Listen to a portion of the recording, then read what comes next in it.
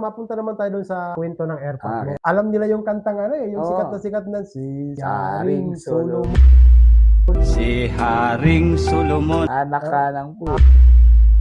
Anak ka ng po. Tito Mar Lopez, ang talagang nakadiscover din sa tatay ko, 1972, nung nirecord niya yung Haring Solomon. Sabi nga ni Joey De Leon yan ang tunay na henyo, sabi niya. The best in the West.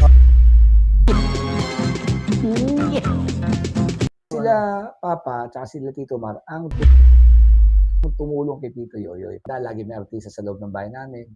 Sila Katsupoy, sila Chiquito, Komedyan. sila Tintoy, sino pa ba? Si Dolphy, FTJ, natin po din. Nabalitaan ko na nagkaroon ka ng sakit. O anong nangyari sa'yo? Ano ko kasi Gusto kong marinig ang kwento mo, kakwentay. Gusto kong marinig ang payo mo, kakwentay. Nabalitaan ko na nagkaroon ka ng sakit. O anong nangyari sa'yo? ano ko kasi palibasa hindi ako nagpapa-check up yung regular check up. So, tiwala ako sa sarili ko. Kasi malakas ka naman. Malakas ako talaga So, hindi naman nagkakasakit. So, feeling ko good. Feeling ko okay ako. Pero, isang araw, ginulat na lang ako, binigla na lang ako. Bigla ako nahilo, umikot ang paningin ko, humiga ako sa sofa. Dito sa bahay nyo? Sa bahay. Tapos maghapon ako nakahiga, di ako makatayo, umiikot ang paningin ko, di ako makadilat. Pag dumilat ako, umiikot pa rin. Tapos, pag pinilit kong tumayo, bigla lang ako sumuka. Nag-blow ako. Talaga, marami akong nilabas na pagkain. Tapos, nang labot na ako, sinugot na ako sa ospital. Yung pala, tumaas na sugar ko. Hindi naman ako diabetic So, umabot siya ng almost 400, 399. Grabe ano? Taas. Taas So, kaya pala, naduling ako. As in, naduling kang duling. As in, duling ang paningin ko, pero duling din talaga yung mata mo. Kahit sino tumingin, nakaduling. Sabi ng mga anak ko, Daddy, duling ka. Buti na recover mo 3 weeks. 3 weeks ako naggamot. Anong buwan ka ng anong buwan? January 29 nangyari. Itong taon lang, itong taon lang. 2026. Ano yun? Stock ba yun? Or ano? Na-stroke na nga pala ako. Hindi ko alam. Na-stroke. Tapos sumaas yung BP ko. So, 5 araw ako sa ospital. Dito sa Bulacan? Oo, sa Bulacan. Hindi ako nakauwi. 5 days. Paglabas ko ng ospital, duling pa rin ako. So, nagreklamo ako sa doktor, bakit duling pa rin ako? Pinapalabas mo na ako ng ospital. Hindi po agad maalis yan. So, mga 1 buwan po yan, magagamot kayo. Nagagamot ako. So, hanggang ngayon, nagagamot ako for 3 months yung medication ko. After 3 weeks, nawala na yung pagkaduling ko. Tapos bumaba na uli yung sugar ko, bumaba na uli yung BP ko. So, awa ng Diyos, binigyan ako ng second chance. Ito ko ngayon at under recovery pa rin. Sino ang mga tumulong sa iyo? Meron ka bang piling pasalamatan sa unang-una si Yorme Isko Moreno. Yorme, thank you very much sa suporta. Hindi mo ako pinababayaan after so many years ng friendship natin dalawa. Kaibigan ko kasi si Yorme personal. Isa sa unang tumulong sa akin nung magkasakit ako. Pangalawa yung PhilSCAP. Filipino Society of Composers, na member kami pareho ni KJ. Kahit pa paano tumulong sila ng medical assistance sa akin. At yung mga kaibigan ko, kaklase ko, mga high school classmates ko, mga kamag-anak ko, maraming salamat po sa inyo lahat. Kahit pa paano, kung ako lang mag-isa, hindi naman ako mayaman na tao, maaaring hindi ko mairaos. Mayaman sa kaibigan, mayaman sa talento. Mayaman ako sa kaibigan, so nairaos ko naman yung awa ng Diyos. Kay Charlie, nabanggit mo kanina yung PhilSCAP, na natulungan ka ng PhilSCAP. So, balita ko, tumakbo kang board of trustee ng PhilSCAP. So, ano nga pala yung ibig sabihin ng PhilSCAP? Para sa kaalaman ng iba, anong masasabi mo sa PhilSCAP? Meron ka bang mga ipapayo tungkol sa mga composer na gusto maging member ng PhilSCAP? Yun muna tayo sa PhilSCAP, Filipino Society of Composers, Authors, and Publishers. Samahan po yan ng mga kompositor, ng mga awit. Yan yung ibig sabihin ng PhilSCAP. Member po kami dalawa dyan ni KJ. At yung marami pang composers. Actually, sa ngayon, bilang namin nasa 1,800 mahigit na po kami ng Ang miyembro. dami na, no? Oo. Ang dami na. Ang dami na po Ano namin. kaya wala pang 1,000 yun yung dati. Mga songwriters. Siyempre, dumalagaan Oo. po tayo. So, kami po ay nagpoprotekta ng mga karapatan at mga copyrights. Lahat ng awit namin, pag yun yung ginagamit, kahit pa paano, kailangan nyo magbayad sa amin. Parang ano lang, simple lang. Alangan naman, halimbawa, yung tricycle mo, bigla na lang ginamit ng kapitbahay na walang paalam. Pwede ba yun, di ba? Ganon din ang kanta. Kailangan mo magpaalam dun sa may-ari. May Bago bayad mo yun. gamitin. May bayad din Lalo na pagka pinagkakakitaan mo. At ngayon, may election nga, di ba? eleksyon. Oh, Actually, hindi ka naman po sa PhilSCAP, sa Board of Trustees, hindi ka naman po pwedeng gusto kong tumakbo. Hindi, wala. i-declare mo yung sarili mo para sa Hindi, election, hindi. di ba? Kailangan ma-nominate ka. For the second time around, nung una, natalo rin ako eh. pangalawang takbo mo na to ngayon. Na-nominate na naman ako. Ako naman, ang katwiran ko kasi, may nagtitiwala sa aking mga membro, kaya dino-nominate nila ako. Tinanggap ko uli. Total, kaya naman ang katawan natin. Oo. Not unless na talagang sakitin At saka ano, deserve naman ni Kuya Charlie na maging isang board of trustee ng PhilSCAP kasi Salamat. marami na siyang napatunayan.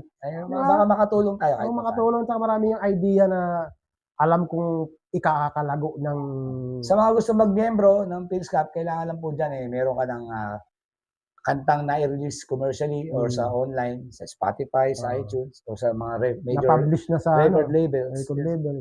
Pwede ka na po magpa-membro. So sa mga member Punta lang kayo sa office ng PhilSCAP. sa mga member ng PhilSCAP, si Kuya Charlie, mga mananawagan. Beke naman. Oh, Nakampanyang bigla.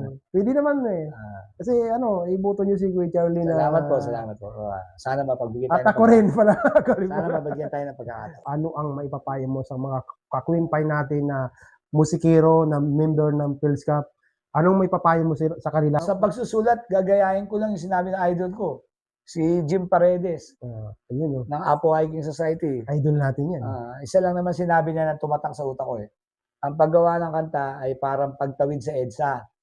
Tawid ka lang ng tawid, masasagasaan ka din. Kaya malalim pero gawa ka lang ng gawa ng kanta, makakachamba ka rin ng hit song. Yun yung Parang yun ang ibig niya sabihin. So sa mga naman, aspiring singers. Wag lang kayong titigil. Tsaka siyempre, practice makes perfect.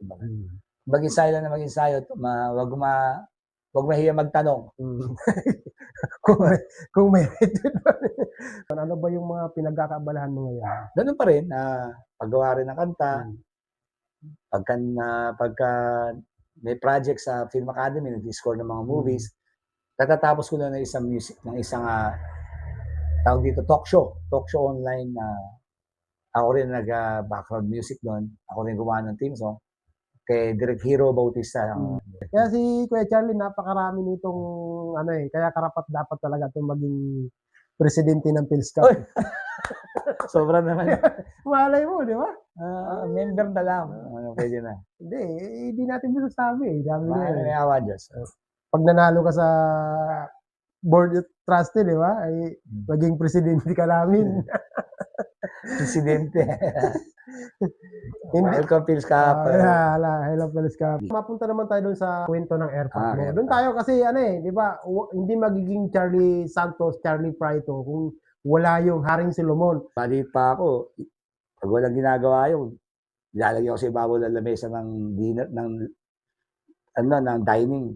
Diyan ka sa taas ng dining Ilan taong gano'n? Mga 5 taon, 4 na taon. Kukunin yung gitara. Kanta. Kaya makapal ang mukha ko kung pinanganak ako para doon. Kasi nanay ko, ganun din, singer din. So araw-araw, hindi bisa magsigawan sila, nagkakanta na lang sila. Imbis mag-away yung away nila, kanta na lang.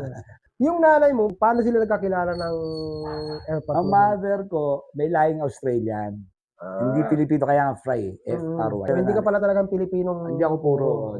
Lahi ka Australian. Kaya pala, tignan mo, Tisoy. Pero dito ako lumaki. Oo. Dito ako pinanganak. Ang mother niya, yung lola ko, Pilipina. Yung father niya, yung lolo ko, yun ang Australia. Charles din yun. Charles Fry. Kaya yun, doon nakuha yung pangalan ko, Charles. Ang apelido talaga namin, hindi naman Sullivan Santos. Santos talaga si Airpat, si Boy Sullivan. Pedro Santos, ang pangalan. Bantot na. Luman-luma, no? Yung mga Santos, talagang tubong Malolos. Hagunoy, Bulacan. Hagunoy, Bulacan. Pero di na ako nakatira sa Malolos ngayon. Si Airpat mo, Sa Hagonoy din talaga. Hagonoy talaga, tubong Hagonoy. Si Erpat. Doon talaga siya. Mga Bulakenyo kasi kami, lahi kami ng musicians talaga. From lolo, uncle, auntie ko, mga pinsan ko. Alam nila yung kantang ano eh, yung Oo. sikat na si Haring Haring Solomon. Si Haring Solomon may alagang pagong, may biyak sa likod. Anak ka ng po. Anak ka ng po. Anak ka ng pu, anak ka ng pu, anak ka ng pulis sa may. Sikat nga sa TikTok yun eh. Ang dami pinasikat niyan eh. Pwede ba namin malaman ang kwento ng iyong tatay? Kasi sa mga hindi na nakaabot kay Haring Solomon. So, Tito Mar Lopez, ang talagang nakadiscover din sa tatay ko. Kasi ang tatay ko sa probinsya, sumasali sa mga dito sa Bulacan. sa singing contest. Nagustuhan ni Tito Mar. Sabi ni Tito Mar, maganda boss. Magkamag-anak rin pala sila. Oo. So, tapos yung ginawa na nila yung kantang Haring Solomon. Tatlo sila noon. Tatlo. Nung nagkaroon ng konting personal problems yung Big Three Sullivans, kailangan nila maghiwa-hiwalay. Nung malaman ng Vicor Music Corporation, ni Vic Del Rosario, tsaka ni Orly Lakad, Nahiwa-hiwalay na sila. nahiwa-hiwalay na sila. Kinontak nila si Papa na kung pwede Mag-solo. solo sa Vicor Music. Nung ginawa niyang solo yung Solo Haring Haring Solomon, Solomon. Doon sumikat. Doon sumikat ng gusto. Oo. Actually, gawa din nila yun nila Tito Mar, kasama si Tito Mar sa mga may-ari ng kanta. Oo. Nung kinanta lang ni Papa na solo, doon sumigat ng Doon gusto. sumikat. Para naman sila magkakapatid, wala namang kaso sa kanila. Okay lang. Ganyan nangyari. Kasi yung Vicor, kaya Vicor yan, Vic Orly. Vic and Orly. Kaya Si naging Vic Del Vicor. Rosario, nung maghiwalay sila ni Orly, nawala na yung Vicor. Si Vic tinayo yung Viva. Oo. Si Orly tinayo yung Octo Arts. Naghiwalay sila. Kaya naging Viva Films, Viva Records, saka Octo Arts Records. Pero nung Wala talaga, Vicor pa sila, si Papa, number 1 talent nila si Papa. Ano yung mga napasikat ni Papa mo dun sa sa Vicor? Marami, ang dami. Diyos ko, 3 album yun. Bawat album nun is 12 songs. Kung 3 album, 36 songs yun. Ang daming napasikat ni Papa na kanta ron. Yung Kikay, Ibigay Mo Na, di ba, yung Sasil, yung Haring Solomon, yung Mangusting, Hatching na Hatching, yung Tilapia, yung Itlog at Manok. di ba? Puro talagang note, no? Puro naughty na kanta. Naughty songs. Nung bata pa ako, yung tatay ko kasi mahilig talaga sa mga ganyang kanta. Ah. So, di ko pa naman kilala si Airpod mo kasi bata pa ako. Nakita mo na lang bigla sa Naririnig ko, Pilscap, no? nakikita ko yung sa cassette tape sa yung nung The Big Three. Pareho kayo balbasarado. Tapos hindi ko akalain na pagdating ng araw pa lang, magiging kaibigan mo, makakasalamuha ko, nakasamay ko pa sa mga event. Gano'n, sabi ko, hindi ako makapaniwala kasi dati pinapakinggan ko lang siya sa cassette tape. Actually, yung mga bata nga ngayon alam yung kante pero hindi kilala yung tatay ko. Hindi kilala. Imagine, 1972, nung nirecord niya yung Haring Solomon. Oo, grabe. 7 years old pa lang ako. Hindi pa ako pinapanganak niya. 61 na ako ngayon. So, that was 54 years ago. Grabe, no? Hanggang ngayon, Hanggang ngayon, buhay na buhay pa rin yung kanta niya, yung kanta. 54 years Sa na TikTok, di ba? Napakarami sa Tayo TikTok. mga composers, yan ang pangarap natin. Walang kamatayan yung pag sumikat Magkaroon talaga tayo yung ng kanta kanta. na walang kamatayan ng classic. Kasi may tuturing mo ng classic, Classic talaga. talaga. Sabi nga ni Joey De Leon yan ang tunay na henyo. Sabi niya, si Boy Sullivan. Magkakilala sila idol ni Joey si Boy Sullivan. Kasi nga, doon siya natuto mga kalokohan ni Joey. Mga na kanta at saka na joke. Kaya pag pupunta si Papa ng Boy, pag dumadalo si Itbulagaya, lagi nandun yan sa kwarto ni Joey, yung pinapapunta yan doon sa kwarto diretso. Hindi na dumadaan yan sa audience, doon sa balikod na yan, dumadaan diretso sa kwarto ni Joey, doon sa tumatambay. Kaibigan na si Joey dito. Sabi nga ni Joey, ito ang talagang henyo, hindi ako. Kasi mahirap gumawa ng kantang ganun. Mahirap. Kung tawagin yun double sense, double sentido yun bastos, pero hindi bastos. Hindi bastos. Yung Yung makikinig ang magiging bastos. yung paano mo i-interpret yung kanta niya. Mahirap gawin yun, sabi ni Joey. Mahirap yun. Madaling gumawa ng love songs Ano malabas sila sa mga pelikula, di ba? Napanood ko yung kay... The Best in the West. The Best in the West, yung kay Dolphy at saka kay Babalu. Dito Saka Lapid. Lito Lapid, yung nangharana sila. Meron na video na. Nakakatawa. Sabi ko, tino mo, boy na boy pa yung tatlo.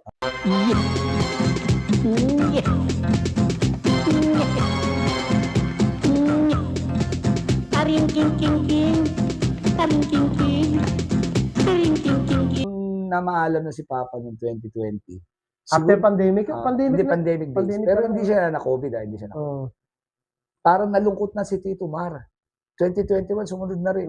Kasi siya na lang mag-isa. Nagkasakit na rin siya, eh, no? Bigla na lang siya nagkasakit din. Nabalitaan ko nga rin yun. Eh. Isipin mo, si Tito Mar ang nagtayo ng Big Three Sullivans. Ang dami naging member ng Big Three Sullivans. Marami, hindi lang 3 sila. Papalit-palit. Papalit-palit. Siguro kung mga 10, mayroon naging member Oo. yan. Patay na lahat. Si Tito Mar na lang kung sino nagtayo. Sino nagtayo? Yung Siya buhay. lang Oh. natitira. Siya ang huling-huling namatay. Kaya nung mamatay, dalawa na lang sila ni Papa noong 2020. Dalawa na lang sila. Namatay si Papa. Nalungkot siguro. Oo. Nalungkot siguro si Tito Mar. Kaya parang sumunod na agad siya. Alam niyo si Haring Solomon, napakabait na tao. Kasi Grabe. isipin mo ako nga, ako makakapagpatunay yan eh. Sino ba naman ako? Wala naman ako kung ba. Pero siya yung mismo lumapit sa akin. Nakulat nga ako, ba't kilala ako eh. Pels Cup. Mapalabati talaga yun. Nung nagkita, tapos yun pala, inad niya na ako sa Facebook. Tapos hindi ko alam na siya si Haring Solomon. Tapos nung nagkakwento-kwento na doon sa table, siya pala yun. Sabi, di, umana ko, nagpa-picture ako. Sabi ko, ay, kaya po pala yun. Lalo na kumanta na. Oo, kumanta na, sabi ko. Sigawan lahat. Saka ang bait talaga kasi minsan madalas kayo makita-kita, lalo kila Tito Dong, sa kung saan nung birthday ni Ferdy Gardon. Pumunta yan nung birthday ni Ferdy. Nandun din kami. So, kumanta nga siya ng nagigitara. Kalakasan niya pa talaga yun, di ba? Naninilit ng palaka. Palakang may urong. Ngipin ay nakalubog. Dahil din matunay. Hindi na masunod. Ako'y mayroong Parang di ka talaga. dahil sa balahi ko ay tulong. Mahaba ang butse. Kikang binibigay sa akin. Ito'y tumama. Ay sa ating gabi. Ang bawat maglupa. Nagigibuti. Halina, halina. Tayo ay magkantahan. At tapos na ang awitan. Sino ba ang nauna sa kanila ni Yoyo Villamil? Sir Pat. Mas nauna sila, no? Oo, 70s na si Tito Yoyo eh. Kaibigan din yan. Oo. Actually, family friend din namin yung mga Villame. Sila Papa, tsaka sila Tito Mar, ang tumulong kay Tito Yoyo para Okay. makapasa sa recording industry. Mm-hmm. Kasi nakita nila magaling talaga. Magaling. Boses si Tito Yoyo. Grabe naman talagang talino. Sila rin ang tumulong doon. Pero nauna talaga sila. Wala naman kasing nauna sa Big Three na novelty songs. Sila talaga nagsimula ng genre na novelty. Novelty, oo. Kahit nga sa, di ba, pag sinerge mo, wala Mas maluma sa kanila. Oo. Sila pinakaluma. Ano pang mga natatandaan mo sa ni kwento ni Erbad mo? Yung alam ko lang si Papa, lumaki lang kasi ako sa musika. Sa bahay namin talagang laging mayroong artista, laging mayroong mga celebrity Napupunta sa na inyo? pupunta. Tsaka si Papa araw-araw sa TV. Oo. Kaya minsan, umuwi si Papa, pagbaba niya ng kotse, sabi ko sa nanay ko, Mami, nandyan si Papa. Nanonood akong TV. Nanay ko nagugas ng pinggan yata o nagluluto. Sabi ko, Mami, si Papa. Ang ibig ko sabihin, nandito rin si tatay ko. Sabi ng nanay ko, anong channel? Kasi sanay na sa TV. Araw-araw nasa TV. Anong Hindi mo channel? alam, nandiyan na pa. Hindi, ito na, dito na. Hindi ko kahit yun. Anong channel? Ito na sa pintuan. Ibig sabihin, ganun kasikat siya nung mga Araw-araw sa na yun. TV. Kasi meron sila parang Itbulaga ng araw yung Stop, Look, and Listen. Lunes hanggang Sabado rin yun. Para Itbulaga rin talaga. Noontime show rin yun. Tanghalian din yun. Sabi, no? Meron din sila nun. Pagka-panahon ng testa, April, May, June, July, ay nako, hindi mo nakahagilip si Papa sa bahay. Laging wala. Parang mga santo ang Sa artista. kalsada na nakatira. Sa biyahe na nakatira. Doon na natutulog sa sasakyan. Lagi ko natatanda, lagi may artista sa loob ng bahay namin. Sila Katsupoy, sila Chiquito, Komedyante, no? sila Tintoy, sino pa ba? Si Yung- Dolphy, yung mga- nakakasama niya. Yung mga kasabayan niya, no? Punta sa bahay na. Barkadahan talaga, FPJ, Fernando po din. Nakasama na niya rin sa FPG. Kilala rin siya ni FPJ. Kasi si Papa ko, bago naging sikat na singer, gumaganap din sa pelikula yan, yung parang ginugulpi-gulpi ni FPJ. Naging goons din. Naging gusto niya. Extra din. Kontrabida, ginugulpi-gulpi. Kasi mukha rin kontrabida rin. Ginugulpi-gulpi, balbasarado. So, isang karangalan na makadaop ang palad ko yung isang Haring Solomon. Saka, Yes. siyempre, ito yung kanyang Bunga. bunga. Pasalamat din ako, napunta rin ako sa industriya, hindi na ako napunta sa ibang bagay. Oo. Kahit maulit-uli ang buhay ko, dito Gusto pa rin mo, ako. Kasi masarap maging musician, di ba? Masarap maging musikero kasi nakakarating ka sa mga lugar na hindi basta mararating na kahit na sino. Kung simpleng empleyado ka lang. Empleyado ka lang, hindi ka makakaiko sa mundo. Di ba?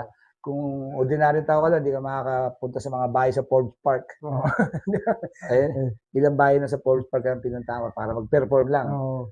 Binabayaran ka pa. Binayaran ka na. Kumikita ka pa. Namasyal ka na, binayaran ka na. Nakakain ka pa na masasarap na pagkain. Special ang ano to eh. Kaya sabi ko, ito, Treatment eh. ito na rin ang artista ka kasi. Ah. Siyempre, you're an artist. So, ikaw nagbibigay ng saya sa kanila. Para dyan sa mga naghahanap ng performer, si Kuya Charlie talaga. Yes. Ayan. Pwede pa naman tayo. Pwede pa yan. Tumatanggap pa rin tayo ng mga events. Okay na tayo. Okay, thank you very much sa KJ. Maraming Salamat Kuya sa Charlie. pagdalaw sa akin At, dito. Masayang-masaya ako at dahil nakadaop ang palad ko ang anak ng haligi ng musika ng Pilipino na talagang nag-ano ng mga kakulitan sa radyo nung araw. Si Boy Sullivan, si Haring Solomon. Yan, si Kuya Charlie. Maraming salamat, Kuya Salamat Charlie. din po sa inyo lahat. Thank you very much. Thank you. Bye-bye. Ayan, ganda oh. Isa sa kayamanan na to. Yeah.